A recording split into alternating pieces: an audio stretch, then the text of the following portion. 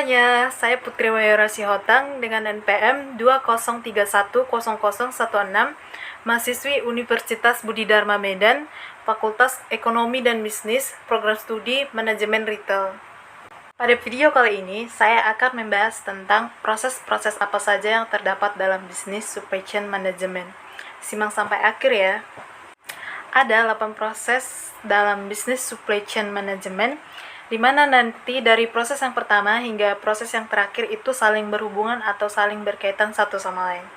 Untuk proses yang pertama ada Customer Relationship Management atau pengelolaan hubungan pelanggan. Nah, artinya langkah pertama manajemen rantai pasokan adalah mengidentifikasi pelanggan utama atau pelanggan yang kritis dengan misi dagang perusahaan. Dan di sini tim pelayanan pelanggan atau customer service biasanya akan membuat dan melaksanakan program bersama persetujuan produk dan jasa yang ditetapkan pada tingkat kinerja tertentu untuk memenuhi kebutuhan pelanggan. Proses yang kedua ada yang namanya customer service management atau manajemen layanan pelanggan. Artinya sumber informasi tunggal pelanggan yang mengurus persetujuan produk dan jasa. Layanan pelanggan memberitahu pelanggan tentang informasi mengenai pengiriman dan ketersediaan produk berdasarkan informasi dari bagian produksi dan pelayanan setelah penjualan juga perlu. Intinya harus secara efisien dan membantu pelanggan mengenai aplikasi dan rekomendasi produk. Nah, untuk proses yang ketiga ada demand management atau pengelolaan permintaan, di mana proses ini harus menyeimbangkan kebutuhan pelanggan dengan kemampuan pemasok perusahaan dan menentukan apa yang akan dibeli oleh pelanggan dan kapan akan dibelinya. Sistem manajemen permintaan yang baik biasanya menggunakan data point of sale dan data pelanggan inti untuk mengurangi penawaran dan aliran yang efisien melalui rantai pasokan.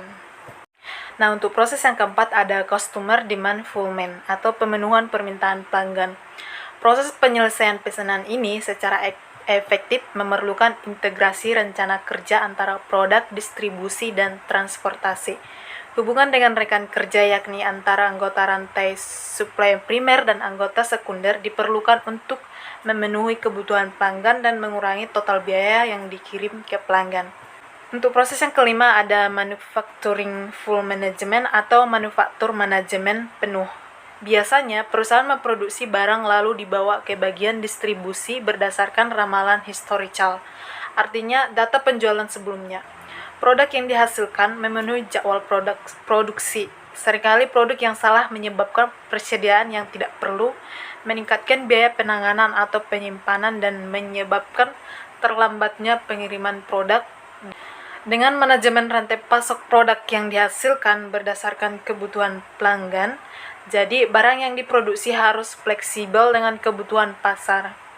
Proses yang keenam ada procurement atau pengadaan, yaitu hubungan jangka panjang dengan sekelompok pemasok, dalam arti hubungan win-win relationship yang akan mengubah sistem beli tradisional. Hubungan ini biasanya melibatkan pemasok sejak awal desain produk sehingga dapat mengurangi siklus pengembangan produk serta meningkatkan koordinasi antara perekayasaan, pembelian, dan pemasok pada tahap akhir desain. Untuk proses yang ketujuh ada pengembangan produk dan komersialisasi. Untuk mengurangi waktu masuknya produk ke pangsa pasar, ke pelanggan, dan ke pemasok, seharusnya dimasukkan dulu ke dalam proses pengembangan produk. Bila cycle produk termasuk singkat, maka produk yang tepat harus dikembangkan dan diloncengkan dalam waktu yang singkat dan tepat agar perusahaan kuat bersaing. Nah, untuk proses yang terakhir ada return. Proses manajemen return yang efektif memungkinkan kita untuk mengidentifikasi produktivitas kesempatan, memperbaiki dan menghasilkan proyek-proyek agar dapat bersaing. Nah, itu tadi penjelasan dari 8 proses inti bisnis dalam supply management atau rantai pasok manajemen.